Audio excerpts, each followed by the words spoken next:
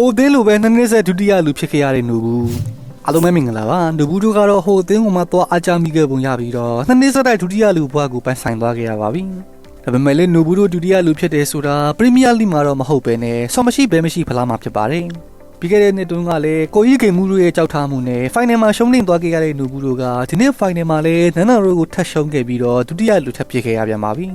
နူဘူးတို့ကတော့ရလာများအခွင့်အရေးတွေကိုသုံးမချနိုင်ခဲ့တာကြောင့်ထပ်ပြီးနစ်နာသွားခဲ့ရတယ်လို့ပဲပြောရမှာပါ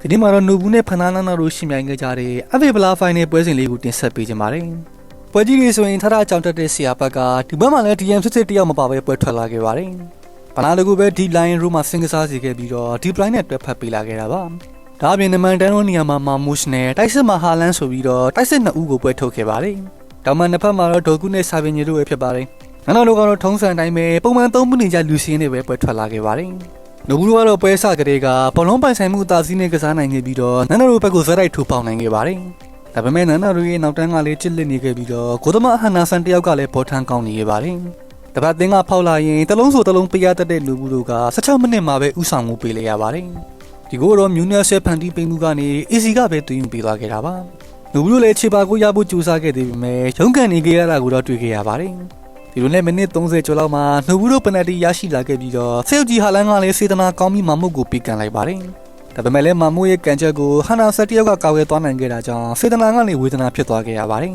။အဲဒီလိုနဲ့ပထမပိုင်းမှာနန်းတော်တို့ကပဲတကူကူမရှိနဲ့ဥဆောင်ထားနိုင်နေပါတယ်။ဒုတိယပိုင်းစပြီးသိမကြခင်မှာတွင်မြူနော့စ်ကပဲနောက်တကူထပ်သွင်းသွားခဲ့ပြီးတော့ပွဲရလည်းအဆုံးသတ်မလို့ဖြစ်သွားခဲ့ရပါတယ်။ဒါပေမဲ့လည်းဒီဂိုးမှာအစ္စမဲလာစားတယောက်ကလူကျွန်းနေခဲ့တာကြောင့်ဗီယာနဲ့ပယ်ဖြတ်ခံလိုက်ရပြီးတော့နိုဘူးတို့လည်းတတ်တာရရှိသွားခဲ့ရပါတယ်။ဒုတိယပိုင်းမှာလည်းနန်းတော်တို့ရဲ့ခံစစ်ကကြစ်လေးလေးနဲ့ကစားပြတ်သွားခဲ့ပြီးတော့နိုဘူးတို့ရရှိလာတဲ့အပိုင်ခွင့်ရေးတွေကိုဟန်နာဆန်ကလည်းအကောင်းဆုံးကာကွယ်နိုင်ခဲ့ပါတယ်။နိုဘူးတို့ကပွဲနောက်ပိုင်းမှာဖိုဒါနဲ့လူငယ်ကစားသမားလေးအချီဗာရီတို့ကိုထည့်သွင်းပြီးတော့အပြောင်းလဲတွေလုပ်ခဲ့သေးပေမဲ့ဘာမှတော့ဖြစ်မလာခဲ့ပါဘူး။အကြောင်းပွဲပြီးဆုံးသွားတဲ့အချိန်မှာနန်းတော်တို့ကပဲတကူကိုမရှိဆိုတဲ့ရလဒ်နဲ့ FA ဗလာကိုစကူးသွားနိုင်ခဲ့ပါတယ်။ဒီစုကနန်းတော်တို့အတွက်လည်းတမိုင်းတစ်လျှောက်ပထမဆုံးထီးကဆုဗလာဖြစ်လာခဲ့ပြီးတော့နိုဘူးတို့ကတော့နှစ်နှစ်ဆက်ဒုတိယလူအနေနဲ့ပဲကျန်နေလိုက်ရပါပြီ။ဒီဗလာကြောင့်မဲနန်းတော်တို့ကလာမယ့်ရာသီငါ6တန်းဗလာဝင်ငွေရတော့မှဖြစ်ပြီးတော့အဆင့်ရှိနေရကအသင်းကတော့ဥရောပဝင်ငွေနဲ့လွဲချော်သွားရတော့မှဖြစ်ပါတယ်။အဆုံးလေးကြည့်ပြီးရတော့အားလုံးကိုကျေးဇူးတင်ပါတယ်။